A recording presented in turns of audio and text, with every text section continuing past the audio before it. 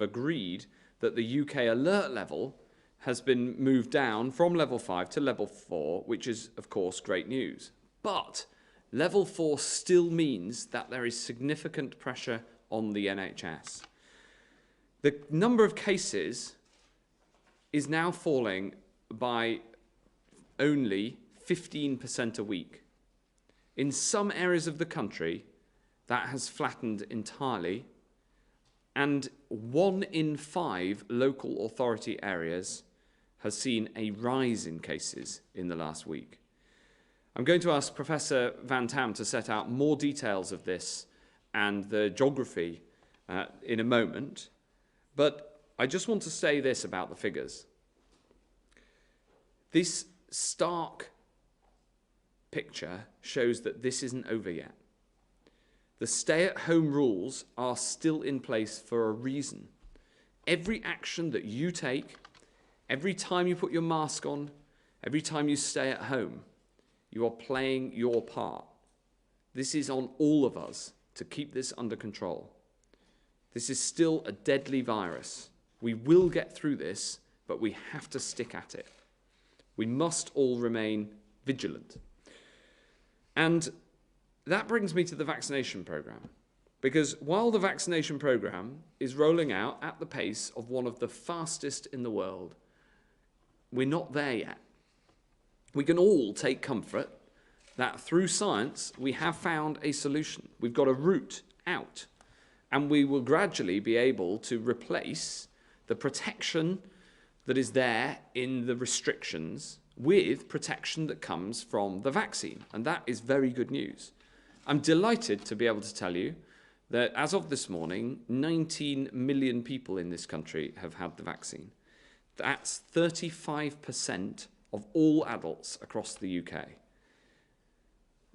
That also includes over 500,000 doses that were given yesterday.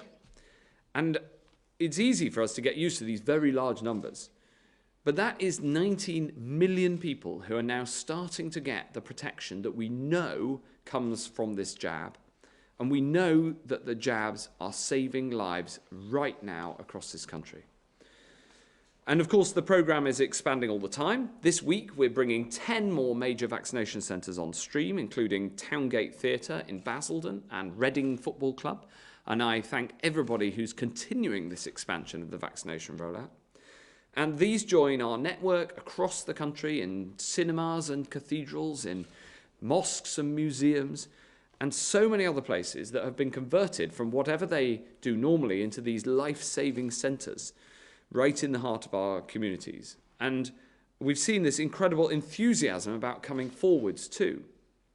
As my colleague Derek Grieve, who heads up Scotland's rollout, told Her Majesty the Queen, he'd like to bottle the community spirit that we've seen. And I think we all feel that, and we can see it in the vaccination programme. And I'm very pleased to be able to tell you that today's data from the Office for National Statistics show 94% of adults saying they've either received the jab or they intend to do so. That is staggering. It's really, really good news that there is so much enthusiasm for this jab, and it's testament to colleagues who've worked so hard to build the confidence in the jab and make it as accessible as possible to people, which is what we're constantly striving to do.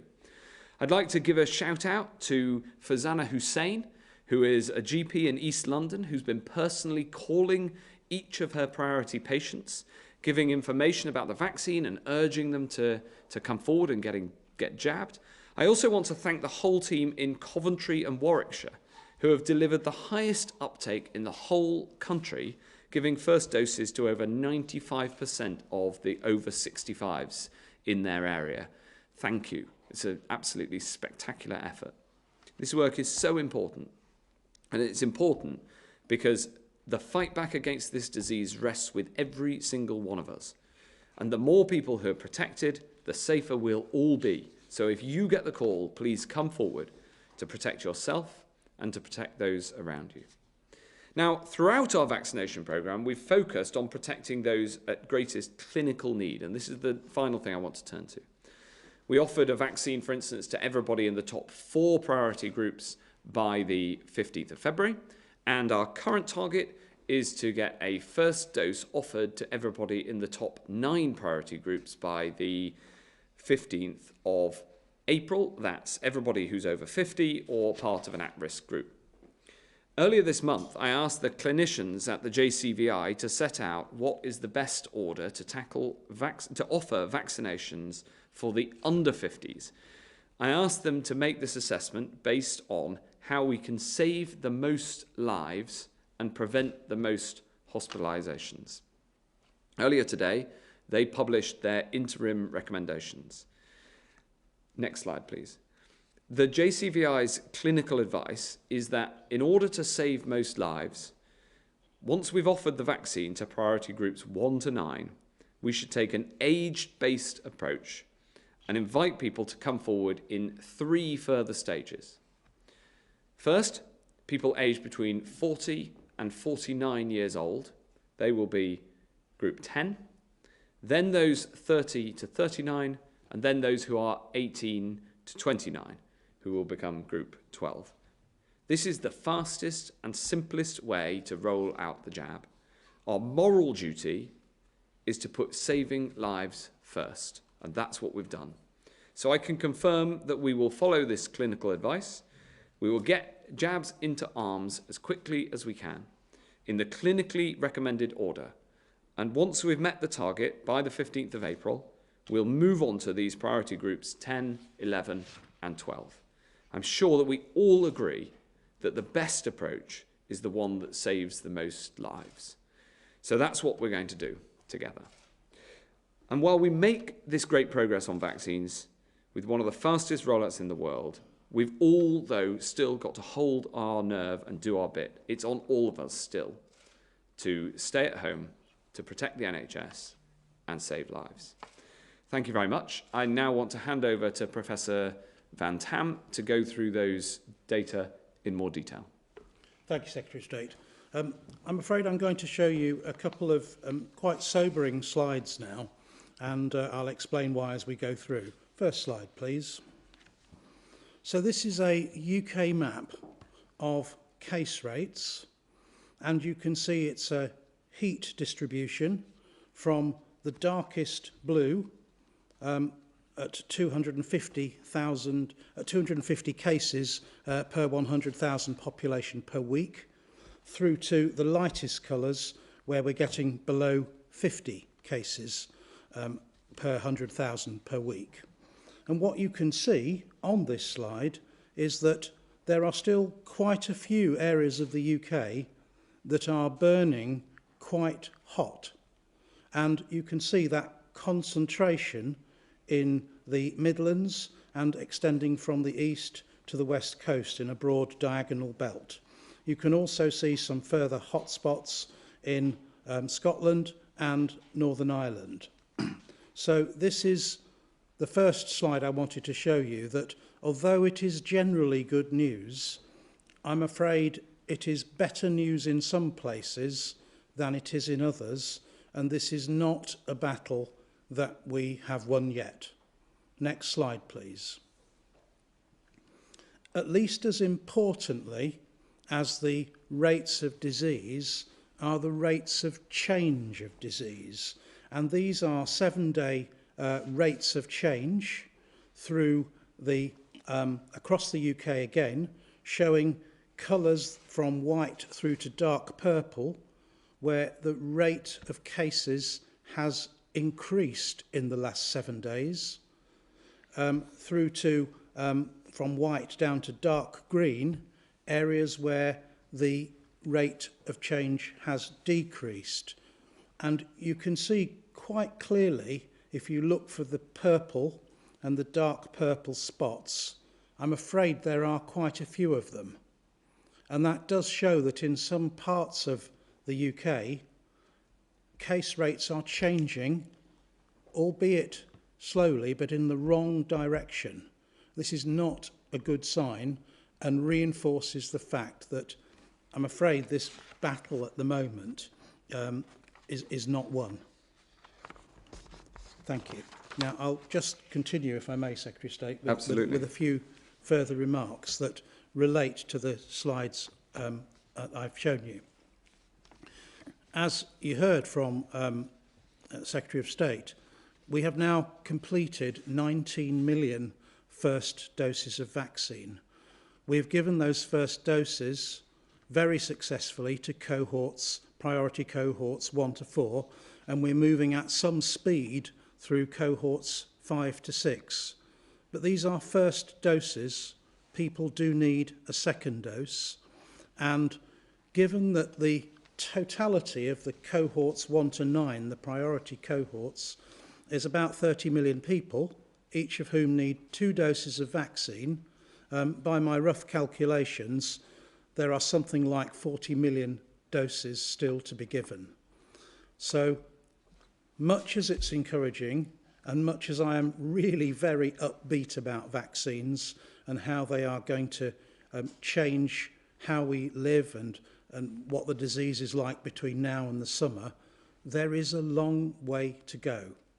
And my inbox in the last week has been besieged with people writing in saying, I've had the vaccine, essentially, can I now start to break the rules?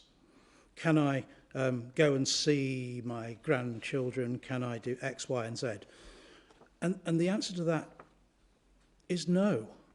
We are not yet collectively, as a country, in the right place.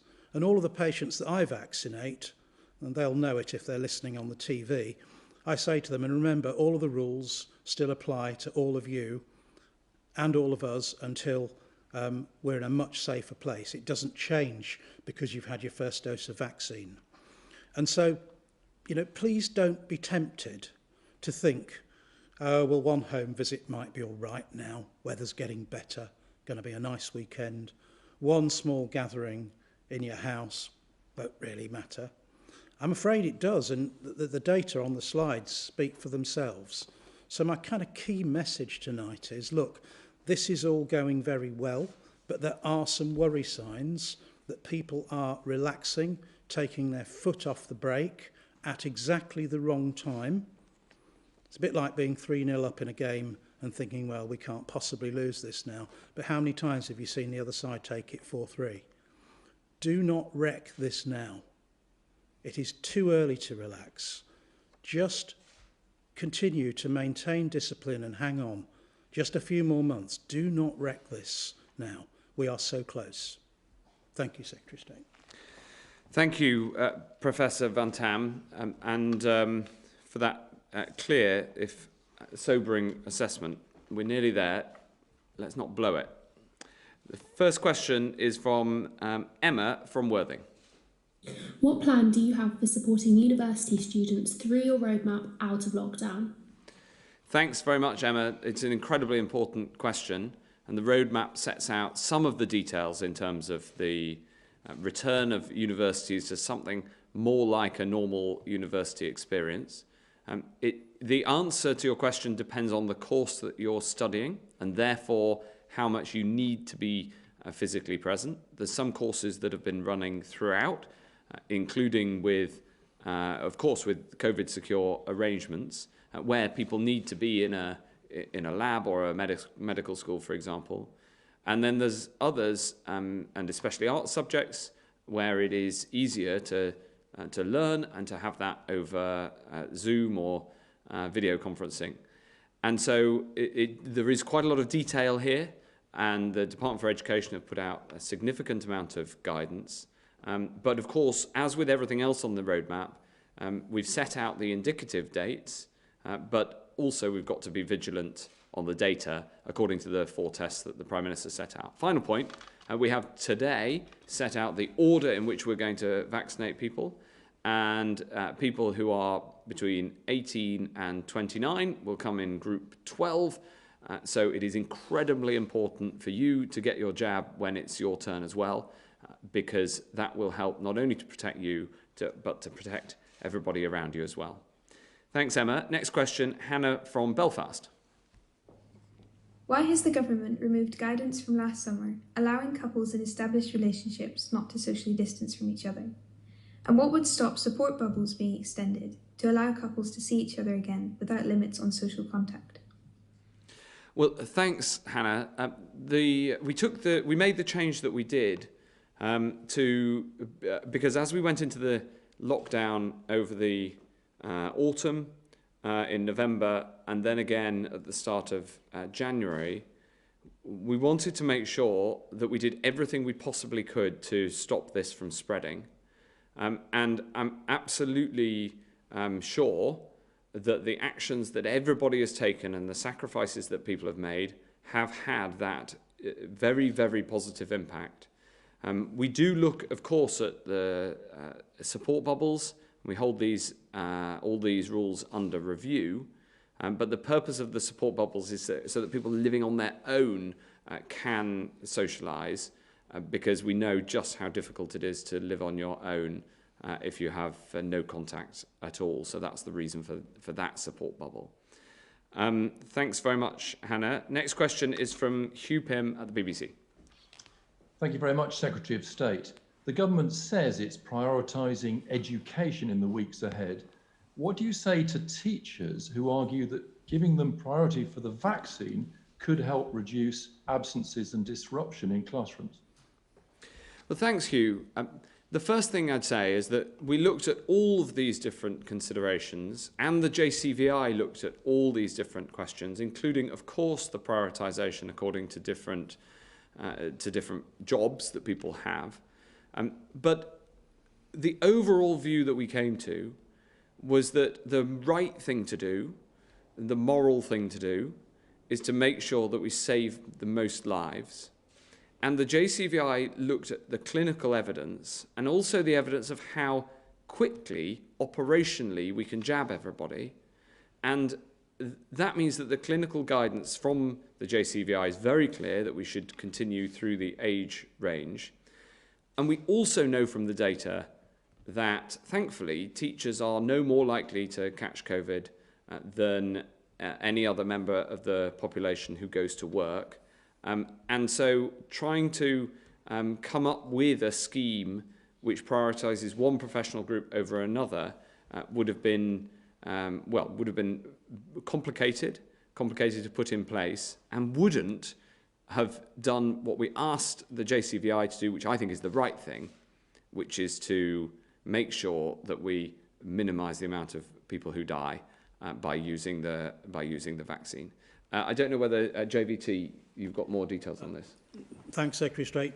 Hugh, I could just add a little bit more colour for you, I suppose, to say that the ONS data on the occupations with the highest rates of death begin with restaurant and catering establishment managers and proprietors, follow on to metalworking and machine operatives, food, drink and tobacco process operatives, chefs, taxi and cab drivers. I won't go on, but all of those death rates in the groups I mentioned are in excess of 100 deaths per 100,000 for males.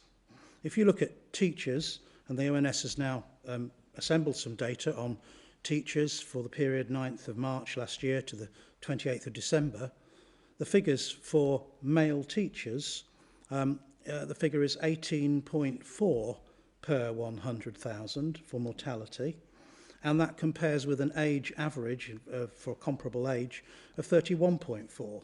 So if our objective is to save lives and reduce hospitalisations, then we have to start in a logical place. And if our objective is to prioritise by age, we would have to, by occupation, we would also have to start in a logical place. And you can see that is going to be very difficult because of the multiplicity of occupations that would need to be called forwards. And doing that is going to damage the pace of the vaccine rollout so much. And the big win actually is in speed. So the kind of message is really, when we're getting down into the phase 2 of the vaccine campaigns, it's more important to be in the queue, worry less about exactly where you are in the queue, but be reassured that the queue is moving really fast and that you're going to get to the front of the queue because it's moving fast. And that's really I think the analogy that I'd want to kind of paint for you, that being in the queue is more important than where you are in it, and then making that queue move really fast is the key. Thank you, Secretary. Thanks very much, Hugh. Next question is from Liz Bates at Channel 4. Yes, thank you. So as you just set out quite starkly, different areas have very different rates of infection, it seems. That would suggest that as we come out of national lockdown, we might see the return of local lockdowns. Is that going to happen? Or is that something that you want to avoid? And can I also ask JVT if we can have a bit more detail on what's behind those regional differences? Thanks very much, Liz. So we propose to come out of the national lockdown altogether. These regional disparities are smaller than we saw in the autumn. We don't rule out taking local action in an individual area if we see a spike, and I'll ask Dr. Hopkins to say a bit more about that. But the goal is for us all to come out together. What I want to stress is that these data show how important it is that we still stick at it, that this isn't over yet.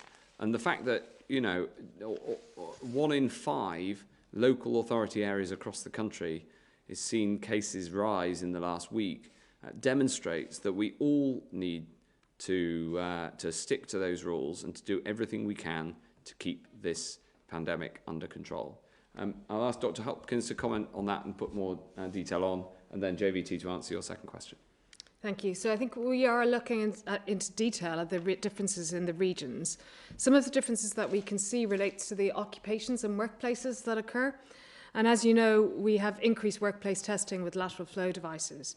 I think it's really important that people come forward for testing in the next 4 weeks, so that it gives us the opportunity to find those hidden cases in the communities and to allow the case rates to come down over the next 4-week period. We still have plenty of time in this time of national restrictions to reduce the case rates across the country. We'll also be working very closely with directors of public health and our regional health protection teams to ensure that we take local action right now. So we're not waiting for 4 weeks' time to see what happens then. And that's happening across the country right now with engaged teams looking at how we can find cases, contact trace in those areas and support people in isolation. Thanks very much. And JVT? Nothing to add, Secretary of State. Thank you. Thank you, Liz. Thank you. Next question is Charlotte Ivers from Talk Radio. Thank you, Mr. Hancock. We've had lots of calls from listeners this week who are raring to go to get their vaccines, but they're also a bit concerned and confused by the government's policy on vaccine passports.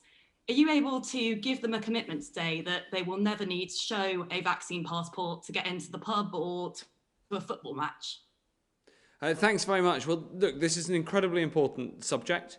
We know that there's some areas where certification is going to be needed. For instance, if a government of another country says that you need to show that you've had a COVID vaccine, obviously we then want to be able to help people, enable people to be able to show that certificate. But the wider questions have all been put into a review that, as you know, Michael Gove is leading. And I think it's best to allow that review to take evidence, to consider all of the broad range of issues, and then come to its conclusion. I'm sorry, I'm not going to be more specific than that. I don't want to fetter the discretion of the review, and I think it's right that we take our time to think about this. Thanks very much. And next question is Jonathan Riley from The Sun. Good afternoon. To Professor Van Tam, there are reports today that school children as young as 5 are being told to wear masks in classrooms. Should teachers really be doing this? And is it really a necessity to stop the spread of COVID? And to Secretary of State, the COVID crisis has seen an outpouring of community spirit and volunteerism, including, of course, the Sun's Jabs Army campaign. Do you think these volunteers should be recognised in some way? And are you going to, or are there any plans to try and use this bank of volunteers after the pandemic to help our NHS? Yes, 2 great questions. The Jabs Army marches on, and they're doing an amazing job in helping everybody to get the vaccines. And the voluntary effort around the vaccine rollout has been unbelievably brilliant. The number of people who've come forward, the enthusiasm that's shown, and I'm very grateful to everybody who's given up their time. We are looking at a system of NHS reserves, and the idea is that you have people who are committed to supporting the NHS through voluntary action, who have the training, for instance, and are on a specific reserves programme. And we're piloting that right now, but that's exactly the sort of thing that the Jabs Army might be called upon to do in the future in a broader sense, because we've just seen the unbelievable support that volunteers can give to the NHS when there's a big job to do. And I'll ask Dr. Hopkins to respond to your first question about masks amongst children. Thank you. So I think the important thing to say is that we've looked and reviewed the data and the evidence on this. School children have the lower amount of infection, especially primary school children. And in looking at it, we've talked to educationalists, public health and clinical specialists. And the consensus view is very strongly to not advise school children at primary school age to wear face coverings. This is for two reasons. One is that they can have difficulties wearing them and keeping them on all day. And the second part of that is that it's really important that they can see facial expressions in order to develop their communications and language skills. Schools have delivered a lot of measures to reduce the risk in schools, and additional plans to test families of primary school children will also be in place as schools go back. And therefore, the strong recommendation is for primary school children not to wear masks. Thanks very much. Anything to add, JVT? My perspective on this is more parental than it is technical, and that is to say I just find it quite a daunting proposition to try and keep face masks on 35-year-olds in the same room. You know, I just think you should be concentrating on the teaching. Thanks very much indeed. The next question is from Ned Simons at the Huffington Post. Thank you, Health Secretary. Official figures show there are over 3.5 million NHS sick days in England due to mental ill health between March and October last year. But it's been reported that healthcare workers won't get a pay rise in the budget. What more are you going to do to support NHS staff other than asking the public to clap? And Dr. Hopkins and Professor Van Tam, if I may, last year's Eat Out to Help Out scheme was associated with an increase in transmission. Would you be comfortable with it returning this spring and summer? So on the support for the NHS staff, this is an incredibly important question, and there's a huge amount of support being put in place to ensure that staff, especially those who've had a really tough time in this second wave of the pandemic, and who've had a tough time in many cases throughout the last year, to ensure that NHS staff get the R&R that they need. Of course, employment in the NHS is down to the individual trust, and there's a huge amount of work going on to make sure that people get the support to deal with traumatic experiences that they may have had. You know, I've supported in intensive care wards during the pandemic. I've seen the pressures that NHS staff are under. I know from talking to them what it feels like and the pressures that they've been under. Both the constancy of the work, the enormous amount of work that's had to be done, but also the fact that when you are dealing with people and the death rate is so high, that has a significant psychological impact. So we are putting in place that support to make sure that people who've been on the front line in what can be traumatic situations get the support they need, the professional support they need, as well as the HR support they need in order to be able to have that R&R and be firing on all cylinders again, and have that resilience. And then when it comes to the second question, JVT. Yes, thanks for the question. I mean, I'm going to give quite a clinical answer, really. When you put people together to eat and socialise over a meal, over a table, as we all like to do, and maybe a little drink is also consumed at the same time and the volume goes up in the place, of course, it is likely that there will be some transmission. But really, who pays the bill or how much of the bill you have to pay for yourself is not a medical question, and one for politicians and in particular the Chancellor. Thanks very much. Final question is from Jim Scott at the Northern Echo. Jim. Thank you. Here in the Northeast, we have some GP surgeries having to cancel vaccine clinics because they are not receiving the supply that they expected. One surgery in our region can't run clinics until March the 5th at the earliest because of lack of supply. We have huge rural areas that rely on GP surgeries for vaccines rather than the mass vaccination centres used in urban areas. Why are people in the north still having to travel more than 40 miles in some cases to get their dose? And is this a sign that your vaccination strategy has been designed for the south? And just one question to Professor Van Tam. North Yorkshire Police are still giving out hundreds of fines for lockdown breaches as people travel to beauty spots in our region, including in some cases more than 100 miles.